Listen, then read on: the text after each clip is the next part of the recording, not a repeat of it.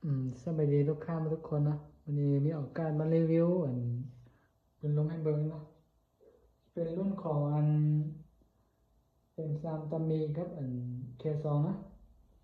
มีหลายแบบอยู่แต่ว่าหากประกอบได้2รุ่นนี้นะ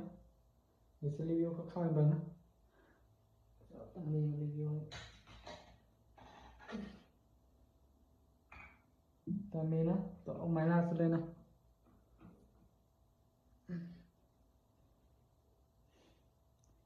ตัวออกไม้ล่าสุดเนาะตัวนี้มันตัวทางลมมันจะเป็น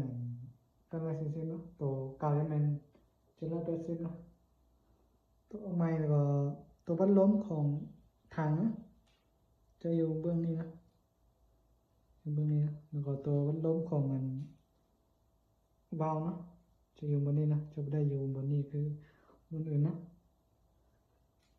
สร้างนี่สามารถเปลี่ยนได้2เบื้องนะเปลี่ยนใส่เบื้องนี้เลยนะถ้าผมมักใส่เบื้องนี้ตัวนี้เป็นตัวปรับสปริงนะแข้งสปริงนะแข้งสปริงยังไงนะนับความเร็วแข้งนะแต่หันน็อตตัวนี้ออกไม่เนินแข้งเลยออกไม่ได้เสนอเป็นทางคาร์บอนนะก็กล้อง BSA เนาะกล้อง BSA จะเป็นรุ่นซูมขยายนะเราจะเป็นราวที่เคนะยาว60 เซนแล้วก็12เกียวนะเก็บเสียงจะเป็นรุ่นนี้นะสินค้าเข้าๆว่ามันนี่นะงามหลายนะถ้าไปสนใจก็ติดต่อมาหาได้นะเครื่องนี้บหลายรุ่นนี้มีตัวราว50ครับตัว35นะตัวราว50นี่ประมาณฮอดแถวนี้นะประมาณเครื่องนี้นะถ้าเอาเก็บเสียงออกเนี่ยเราจะเอาเพื่อนแต่ว่าถ้าใช้เก็บเสียงก็พอประมาณซ้ำนี้นะอยู่คร่าวๆเบ้างนะของรุ่น M3 Terminator นะงามไหนนะดีไซน์ให้เบิ้งแพงไหนเลยแพงไหนแล้วเลยงานบริยังตีเนาะใช้ทางลำบากใส่นี่รีวิวตัว K2 เลยนะ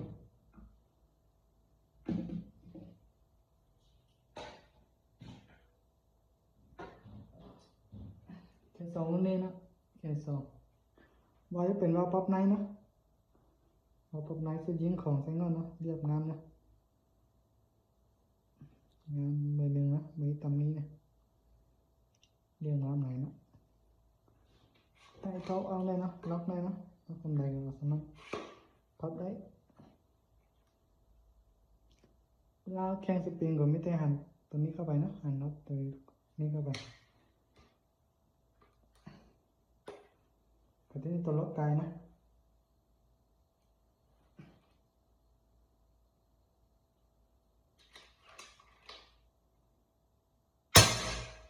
แข็งกันนะวาล์วเป็นวาล์วปั๊บไนนะตัวนี้สามารถอัปเดตเปลี่ยนวาล์ว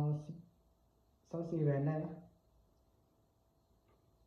ทางให้เป็นทางคาร์บอนนะแล้วทางให้เป็นทางโล 0.42L นะกล้อง1กล้อง Discovery งานลบ406คูณ42 MC นะ MS นะมีแสงแรงนะมีสีฟ้าหรือสีแดงนะเราจะเป็นลาที่เคนะ12เกลียวยาว50เซนนะเก็บเสียงเป็นสีดำนะภายในยังเปลี่ยนเป็นเก็บเสียงของไซงอนก็มีนะ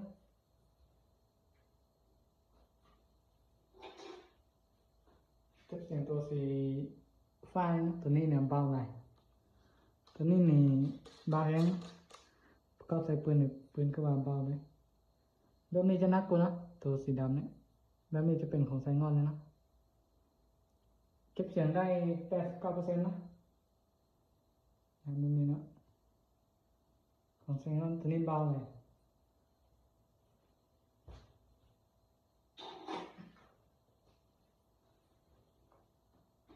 ก็จะมี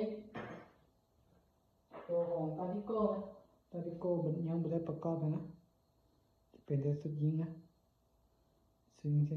ของเซงก่อนนะงานแบบนี้นะงานแบบตำนี้นะ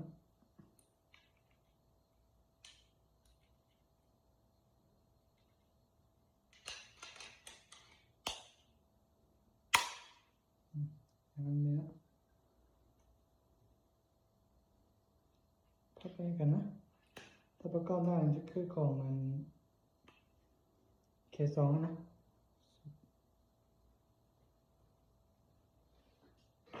ก็สุดก่อน MC นะสีงานใส่งอนนะเรียบงามนะมันมีตำหนิเนี่ยนะงานมือเนื้อนะมันประกอบโรงงานนะ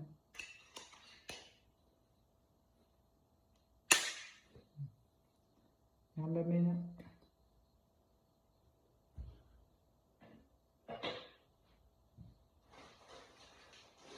ก็ทุกข้างในที่สนใจเราก็มีขายกันนะเป็นเราทีเคนะตัวนี้มีเราทุกรุ่นเลยนะของทีเคF18แล้วก็